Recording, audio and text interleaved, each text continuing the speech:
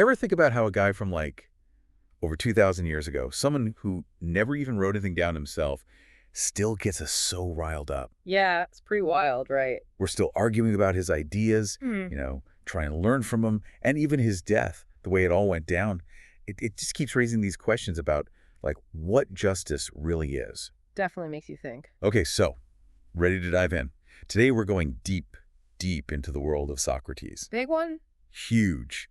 This guy, born in Athens back in 469 BCE, he's not just some philosopher. He's considered the founder of, get this, classical Greek philosophy. The OG. And, as if that's not enough, he's often called the father of Western ethics and moral philosophy. Titles. No kidding. But here's the really interesting part, and this is key for us. We don't get Socrates straight from the source. Right, no big library of his works for us to pore over. Exactly. It's all through the eyes of others. We have to piece him together like a puzzle, using what his students wrote about him. Most famous, of course, you have Plato. Yeah, Plato. And then Xenophon, another student, and we have bits and pieces from later historical accounts, too. So our mission today, our big challenge, is to try and understand Socrates' core philosophy as it's come down to us. What Why? were his big ideas? What made him tick? What made him so principled that he was willing to die for his beliefs? And why does this guy from so long ago still have this power over us? Why do we still care? That's the big question. It really is. Okay, so to start unpacking all this, let's talk about one of Socrates' most famous contributions to thought, the Socratic method. Maybe you've heard of it. It's gotten pretty popular over the centuries. Sometimes it's called meiutics, other times the dialectical method. Fancy names, but what's the basic idea here? What made it so revolutionary, and why should we, here in the 21st century, still care? Right to the heart of it, the Socratic method is a way of having these philosophical discussions, but it's not a lecture. It's all about asking questions. Not just any old questions, though, right? Yeah. No, not at all. Socrates was a master at crafting these questions to lead the other person, the person he was talking to kind of trip over their own logic, to find the holes in their own arguments. And he did this to be mean, to make them look stupid. Not at all. The goal was to get to this deeper understanding, to make you think about these big concepts, things like justice, courage, things that matter, even today, wouldn't you say? Like, what does it even mean to be good? So you're saying Socrates thought that if you could answer those questions for yourself, really truly understand, you'd be a better person. That seems to be the idea. And the real genius of the method is this. Real understanding, lasting understanding, it has to come from inside you. It can't just be handed down or lectured at you. You got to do the work yourself. Exactly. You have to discover it. Okay, I like that. Makes sense. But I got to ask, how did Socrates describe what he was doing? I mean, did he have a metaphor for all this questioning? He did. He compared himself to a midwife. A midwife. Yep. The Greek word for midwifery is meiutics. Socrates, he saw himself as delivering not babies, but ideas, helping people give birth to the truth that's already inside them. Wow, okay, that's an image. So he's not putting ideas into people's heads. He's helping them bring out what's Yeah. already there. Exactly. And that's what made it so revolutionary. This wasn't just Socrates telling people what to think. It was this back and forth, a dialogue where the truth emerges through conversation. No lectures. No lectures, which I think has some interesting implications for how we learn and teach today, wouldn't you say? For sure. So we've got this powerful method, this way of thinking, but then alongside all this brilliance, Socrates was also, well, really humble. I mean, there's that famous line, I know that I know nothing. One of the most famous paradoxes in philosophy. It sounds kind of contradictory, right? How can this guy, so influential, so sharp, say that? What are we supposed to make of that? It's not about literal ignorance. He obviously knew a lot. It's more about a deep intellectual modesty, a recognition of the limits of human knowledge. So, like, he's saying he's aware of how much he doesn't know. Exactly. And that's where true wisdom begins, he thought. Knowing that you don't have all the answers, that there's always more to learn, always more to question. Kind of takes the pressure off, in a way, doesn't it? It does. It shifts the focus from having the right answers to being committed to the process of seeking them. Okay, so we've got the method, the mindset. Now let's get into the ethics. What did Socrates have to say about how to live a good life? Because that seems pretty relevant to us today, wouldn't you say? Absolutely. For Socrates, ethics was central. He believed that being a good person and having knowledge were inseparable. In fact, he said that bad actions come from ignorance. So if you know what's right, you'll do what's right. Isn't that a bit optimistic? I mean, we all know people who seem to know what's right but still make bad choices. Right, but Socrates would say that even in those cases, there's a lack of true understanding. Maybe they don't fully grasp what's good for themselves, what leads to genuine happiness. So it's more than just knowing the rules. It's about understanding the deeper why behind them. Exactly. And that's what he was after, these universal moral principles that could be understood through reason. He spent his life trying to define things like justice, courage, piety. Big concepts. Huge. He wanted to get to the core of what they meant, not just rely on opinions or social norms, because those can change, right? He wanted something solid, something everyone could grasp. Something you could build your life on. Okay, so this brings us to another fascinating aspect of Socrates, his daimonion. What was that all about? It sounds kind of mystical. It's one of the more mysterious parts of his life. You see, Socrates would often talk about this inner voice, this spiritual sign that guided him. Like a voice in his head. Well, not exactly a voice like you and I are talking now, more like a strong intuition, a gut feeling, and it would usually warn him against doing something like, don't go down that road, Socrates. So, kind of like a conscience, but with a spiritual twist. Yeah, something like that. But it wasn't a god or a demon in the traditional way the Greeks thought about those things. It was more subtle. This inner guide. And it only told him what not to do. Never like, go do this, Socrates. That's right. A constraint, not a command. Really interesting. So we've got Socrates, this incredibly ethical guy, Yeah. guided by this mysterious inner voice. But he wasn't just off in his own world, right? He was living in Athens. And he famously clashed with a group known as the Sophists. Who were these guys, and why did Socrates have a problem with them? What's the historical beef here that we should know about? The Sophists were like the traveling professors of their day. They went around Greece teaching stuff like rhetoric, public speaking, how to win arguments. So pretty useful. Right, and they charged for it. So they were kind of like these intellectual entrepreneurs, which, might sound familiar today. Okay, so what's the problem? Why did Socrates have it out for them? Well, Socrates, he was all about the truth. And he thought the Sophists, they were more interested in sounding smart than in being smart. They cared about winning arguments, even if it meant twisting the truth a little, or maybe a lot. So, style over substance. That's one way to put it. He thought they were more concerned with appearances and success than with genuine knowledge and wisdom. And this distinction, it still matters today, right? Yeah. I mean, think about all the misinformation out there, all the spin. Absolutely. We're constantly bombarded with persuasive arguments that aren't necessarily true. So understanding the difference between rhetoric and genuine inquiry, that's a skill we all need, wouldn't you say? Totally. Okay, so we've got Socrates, the method, the daimonion, the sophists. All this leads us to the, well, pretty dramatic end of Socrates' life, his trial and death. A defining moment, for sure. It's 399 BCE, and Socrates is hauled before the Athenian court. What are the charges? Two main ones: corrupting the youth of Athens and disrespecting the gods. And there's this undercurrent of him introducing new spiritual practices, which is probably a reference to his daimonion. Big accusations. Huge. And to understand why they stuck, we need to look at what was going on in Athens at the time. Remember, this is right after the Peloponnesian War, a time of huge political instability. People were scared, on edge. So it wasn't just about Socrates and his ideas. There was this whole political backdrop. Absolutely. Athens was deeply divided. You had the Democrats and the oligarchs battling for control. And Socrates, well, he'd questioned the values of both sides, so he'd made some powerful enemies. Plus, some of his former students had been involved with the oligarchs, which didn't help his case. So guilty by association, in a way. Could be, but it's more complicated than that. There was genuine fear of what his ideas might lead to. Fear of the unknown, the way he challenged the establishment, the way he made people question their beliefs. Exactly. It was unsettling for a lot of people. Okay, so let's break this down. You've got these charges against him. Corrupting the youth, impiety towards the gods, and then this underlying fear of what he represents, this challenge to the established order. In this whole tense political climate, what ultimately led to his conviction? What were the key factors that sealed his fate?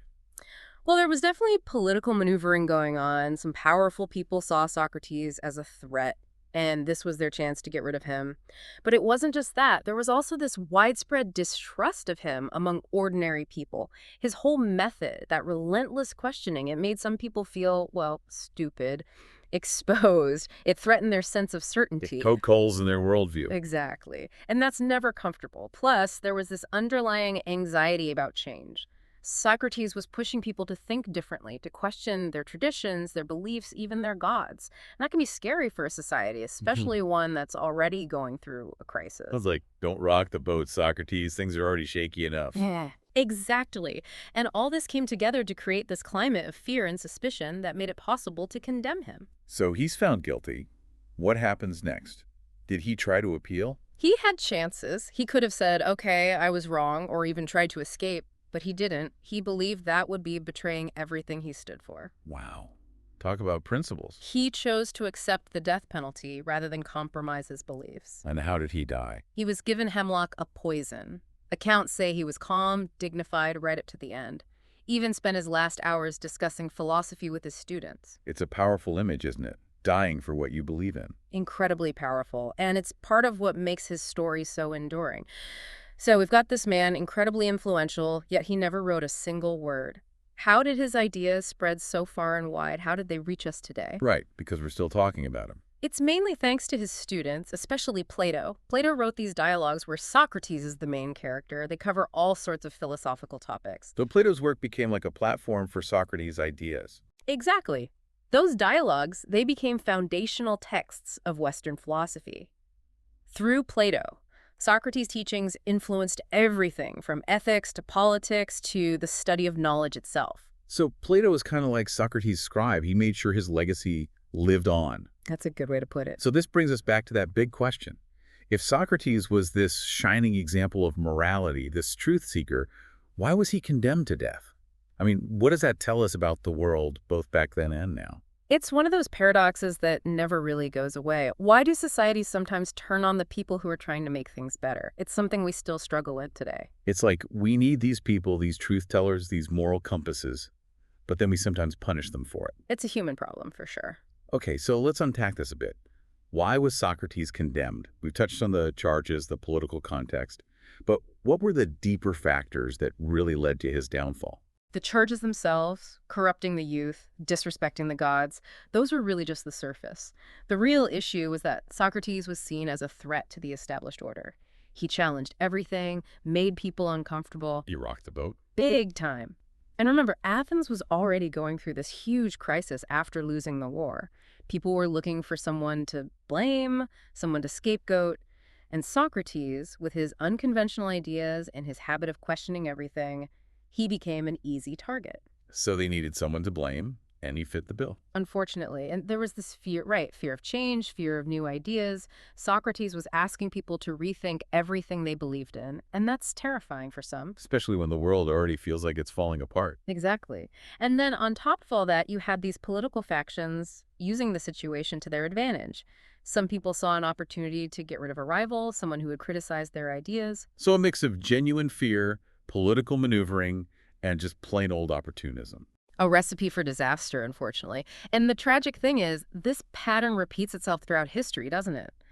Socrates wasn't the first, and he certainly wasn't the last person to be punished for speaking truth to power. Makes you wonder if anything has really changed. It's a question worth asking. So for us today, for people listening to this right now, what can we learn from this ancient injustice?